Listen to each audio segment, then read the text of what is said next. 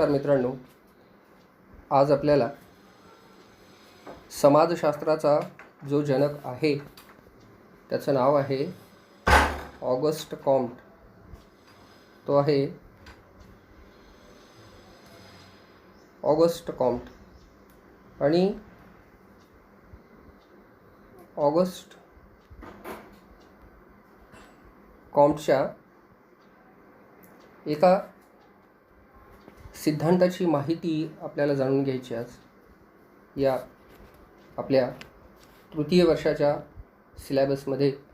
त्यांचा जो पहिलाच सिद्धांत आपल्याला अभ्यासावयाचा आहे तो आहे मानवी प्रगतीचा नियम. मानवी प्रगतीचा नियम असा त्याचा हा सिद्धांत आहे. याला आणखी एक मराठीत नाव आहे 3 अवस्थांचा नियम. अवस्थांचा नियम.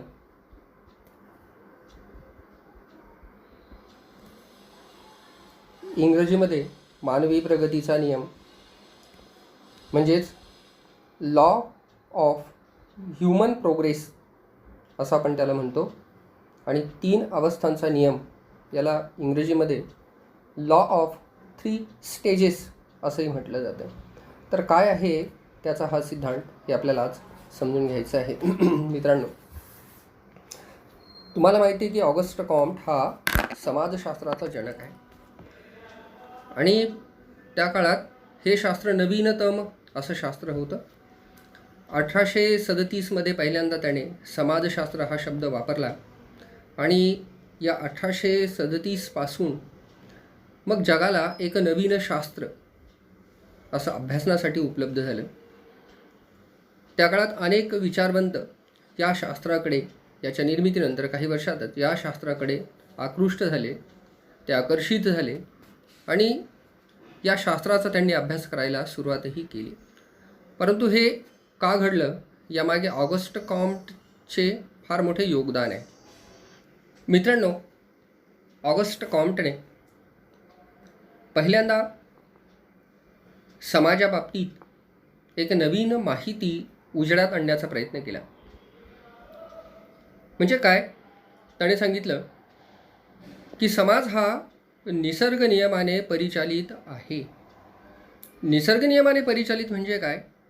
की समाजातल्या ज्या घटना, घडामोडी, सामाजिक परिवर्तन, सामाजिक बदल, समाजाचा विकास, समाजाची संरचना वगैरे जे काही असेल, तर या सर्व बाबी नैसर्गिक नियमांनी परिचालित आहेत. समाज असा मनमानी कसाही, कुठेही, कधीही परिवर्तित होतो असं नाही. तर समाजाच्या पाठीमागे एक विशिष्ट नैसर्गिक नियम आहेत आणि त्या नैसर्गिक नियमानुसार समाज हा परिचालित आहे. समाज हा आपलं अस्तित्व राखून आहे. तर हे समजून सांगत असताना त्याने हे स्पष्ट केलं की ज्याप्रमाणे आपल्याला हा निसर्ग दिसतो आणि या नैसर्गिक घटना, घडामोडीही आपण डोळ्यांनी पाहतो, अनुभवतो. म्हणजे कोणत्या? की जसं दिवस रात्र होणे, ऊन पडणे, थंडी पडणे, पाऊस पडणे, समुद्राला लाटा येणे, पौर्णिमा होणे, अमावस्या होणे वगैरे जे काही असेल, अनंत घटना, घडामोडी निसर्गामध्ये असतात. आणि निसर्गाचं हे चक्र असं सतत हजारो वर्ष, लाखो वर्षापासून सुरू आहे. परंतु निसर्गाचं हे सगळं चक्र सुरू आहे तर या पाठीमागे विशिष्ट वैज्ञानिक नियम काम करतात. म्हणजे वैज्ञानिक नियमांनी, एक नैसर्गिक नियमांनी हा निसर्ग परिचालित आहे. हे निसर्गाचं चक्र जे फिरतं त्या पाठीमागे विशिष्ट नैसर्गिक, विशिष्ट वैज्ञानिक नियम आहे. आणि मग हे नियम, हे गूढ, हे नियमांचं गूढ अनेक नैसर्गिक शास्त्रज्ञांनी शोधून काढलेलं आहे. म्हणजे गतीची काय, फिरण्याची ती गती, स्पीड किती आहे, गती कशी कार्यान्वित होते, आणि लाईट असेल, उजेड असेल, किरणं असतील तर त्याची स्पीड किती आहे, आईन्स्टाईनने हे शोधून काढलं, न्यूटनसारखे काही शास्त्रज्ञ निर्माण झाले, जेम्स वॅटसारखे शास्त्रज्ञ आहेत. यांनी निसर्गातले अनेक नैसर्गिक नियम शोधून काढले, ज्याला आपण एक नॅचरल थेरी, एक नैसर्गिक सिद्धांत त्यांनी शोधून काढले. आणि त्यांच्या या सिद्धांतावर आज आपण म्हणजे निसर्गाचा वैज्ञानिक अभ्यास करतो. त्यांनी जे काही नैसर्गिक सिद्धांत शोधले, त्यांच्या सिद्धांताच्या आधारावर आपण निसर्गाचा अभ्यास करतो, नैसर्गिक घडामोडींचा अभ्यास करतो. हे झालं निसर्गाच्या बाबतीत. मग ऑगस्ट कॉम्टने समाजाच्या बाबतीतही अगदी हाच नियम लागू केला. आणि असं सांगणारा ऑगस्ट कॉम्ट पहिला होता. तो काय म्हणतो की समाजही अशाच नैसर्गिक नियमांनी तो बद्ध आहे. समाजाचं जे काही चक्र आहे त्या पाठीमागेही विशिष्ट निसर्ग नियम आहेत. म्हणजे आजपर्यंत हजारो वर्षापासून ते आजपर्यंत समाज जो काही ऑनगोईंग पुढे आलेला आहे, जो काही प्रगती करत आलेला आहे, मानवाने आजपर्यंत जी काही प्रगती केली आहे, ती प्रगती अशी उगीच कशीही आणि कुठेही मनमानी पद्धतीने झालेली नाही. तर या सगळ्या प्रगतीमागे, या सगळ्या परिवर्तनामागे, या सगळ्या सामाजिक घडामोडींमागे, या सामाजिक बदलांमागे एक विशिष्ट नैसर्गिक नियम काम करतात. आणि या विशिष्ट नैसर्गिक नियमांनी हा समाज बद्ध आहे. मग गरज आहे की येणाऱ्या विचारवंतांनी, सामाजिक विचारवंतांनी समाजशास्त्रातही सामाजिक बदलाबाबतचे काही सिद्धांत शोधून काढावेत. म्हणजे समाजात ज्या काही घडामोडी होतात, समाजात जो काही बदल होतो, समाजात जे काही परिवर्तन घडून येतं, ते का घडून येतं, त्या पाठीमागे कोणते नैसर्गिक नियम आहेत, कोणत्या सिद्धांताच्या आधारे ते घडून येतात. तर हे सगळे नियम, हे सगळे सिद्धांत येणाऱ्या पिढीतील विचारवंतांनी, समाजशास्त्राच्या अभ्यासकांनी हे सगळे सिद्धांत शोधावेत, असं आवाहन ऑगस्ट कॉम्ट या शास्त्राच्या माध्यमातून करतो. आणि असं स्ट्रॉंग प्रतिपादन करतो की समाजसुद्धा एका विशिष्ट नैसर्गिक नियमांनी तो परिचालित आहे.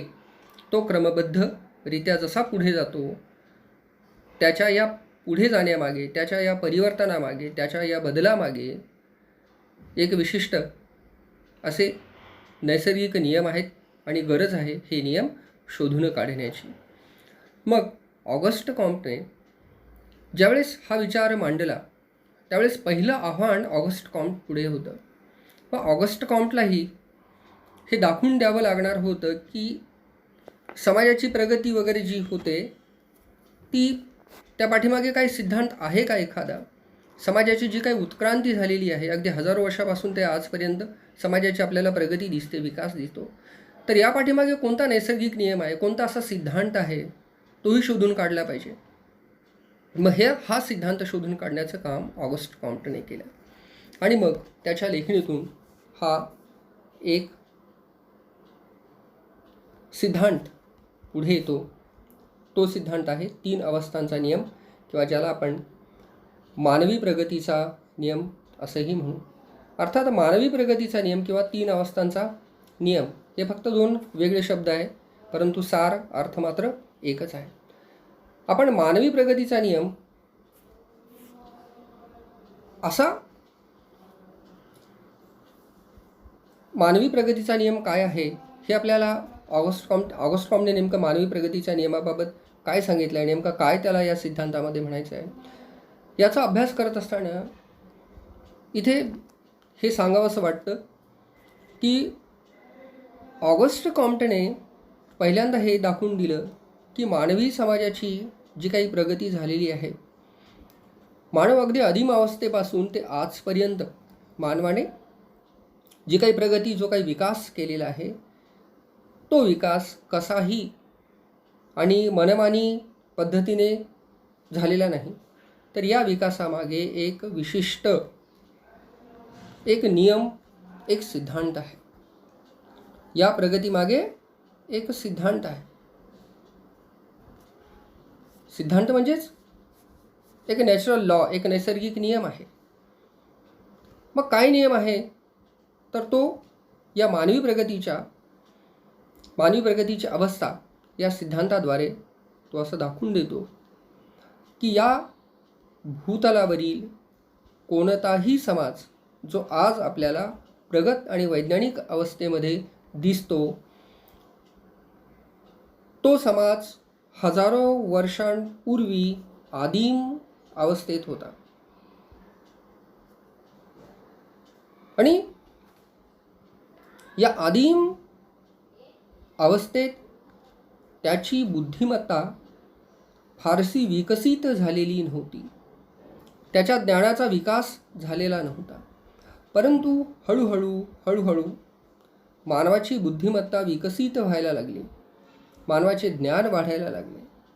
आणि जसजसे मानवाचे ज्ञान वाढले तसतसा समाजात बदल होत गेला. म्हणजे आदिम काळात साधे विचार होते, परंतु मानवाची बुद्धिमत्ता आणखी प्रगत झाली. आणि नंतर मानवाच्या या समाजामध्ये बदल घडून आला आणि समाज एका पुढच्या स्तरात पोहोचला. पुढच्या स्तरात अर्थात हा स्तर काहीसा विकासाचा स्तर होता. यानंतर पुन्हा मानवाची बुद्धिमत्ता विकसित झाली आणि विकसित झाल्यानंतर पुन्हा समाजामध्ये बदल घडून आला. समाज विकसित झाला आणि पुन्हा हा समाज पुढच्या स्तरात पोहोचला. म्हणजे ऑगस्ट कॉम्ट असं सांगतो की मानवी बुद्धिमत्तेचा आणि सामाजिक बदलाचा, समाजाच्या विकासाचा, सामाजिक उत्क्रांतीचा जवळचा संबंध आहे. म्हणजे हा एक नैसर्गिक नियम, हा एक सिद्धांत इथे अधोरेखित होतो. याचा अर्थ सरळ आणि सोपा आहे की ऑगस्ट कॉम्ट सामाजिक प्रगतीला, समाजाच्या विकासाला, मानवाच्या बुद्धिमत्तेशी सरळ तो जोडतो. आदिम काळात बुद्धिमत्ता साधी होती म्हणून समाजही साधा होता. परंतु आजच्या या प्रगत, आधुनिक आणि अतिशय गुंतागुंतीच्या समाजामध्ये मानवाची बुद्धिमत्ताही प्रगल्भ झालेली आहे. अगदी रॉकेट सायन्स निर्माण झालेलं आहे. चंद्रावर मानव जाऊन पोहोचलेला आहे. इतकी प्रचंड बुद्धिमत्ता मानवाची वाढलेली आहे आणि म्हणून समाजही अगदी विकसित आणि वैज्ञानिक अवस्थेत पोहोचलेला आहे. परंतु सिद्धांत इथेच संपत नाही. सिद्धांत आता त्याचा सुरू होतो. हा फक्त एक बेस आपण बघितला त्याच्या या सिद्धांताचा. मग ऑगस्ट कॉम्टने जेव्हा मानवी बुद्धिमत्ता आणि सामाजिक विकास यांचा सहसंबंध जोडला तेव्हा त्याला असं आढळून आलं, काय आढळून आलं की या भूतलावरील प्रत्येक समाज हजारो वर्षापूर्वी एक आदिम आणि अप्रगत अवस्थेमध्ये होते. त्या अवस्थेला तो एक विशिष्ट नाव देतो. काय नाव देतो तो? तर त्या अवस्थेला तो असं नाव देतो की ती अवस्था एक ईश्वर शास्त्रीय अवस्था. जे या भूतलावरील जे समाज अस्तित्वात होते ते हजारो वर्षांपूर्वी एक प्रिमिटिव्ह, एक प्राथमिक अवस्थेत जेव्हा होते तेव्हा त्यांची ही अवस्था ईश्वरशास्त्रीय अवस्था अशी होती. मग ईश्वरशास्त्रीय अवस्था काय आहे? तर ऑगस्ट कॉम्ट असं सांगतो की ईश्वरशास्त्रीय अवस्थेमध्ये जे काही मानवी समाज होते आणि या समाजात जे लोक वास्तव्य करत होते, तर वास्तव्य करत असताना या लोकांना ऊन, वारा, पाऊस, भूकंप, ज्वालामुखी, पूर, दुष्काळ वगैरे नैसर्गिक घटनांचा सामना करावा लागत असत. तर त्यावेळेस या लोकांची बुद्धिमत्ता अतिशय साधी होती, कारण ते ईश्वरशास्त्रीय अवस्थेत होते, आदिम अवस्थेत होते. तर या लोकांच्या मते या ज्या नैसर्गिक घटना आहेत, या नैसर्गिक घटनांच्या मागे ईश्वर, या नैसर्गिक घटनांच्या मागे एक ईश्वर आहे असं त्यांचं मत होतं. म्हणजे पूर, दुष्काळ, भूकंप, ज्वालामुखी, अग्नितांडव जे काही असेल त्यावेळेस त्यांना जो काही अनुभव येत असेल ते या पाठीमागे ईश्वरीय शक्ती आहे विज्ञान नाही, विज्ञानाचा शोधही त्या काळात लागलेला नव्हता. आणि मग ते लोक घाबरून कुठेतरी एक ईश्वर आहे, तोच सगळा सृष्टीचा करता वगैरे, तोच हे सगळ्या गोष्टी घडून आणतो, असा विश्वास त्या काळी लोकांच्या मनामध्ये होता. आणि म्हणून या अवस्थेला तो ईश्वर शास्त्रीय अवस्था असं मानतो. परंतु या ईश्वरशास्त्रीय अवस्थेचे सुद्धा ऑगस्ट कॉम्ट 3 उपप्रकार पाडतो.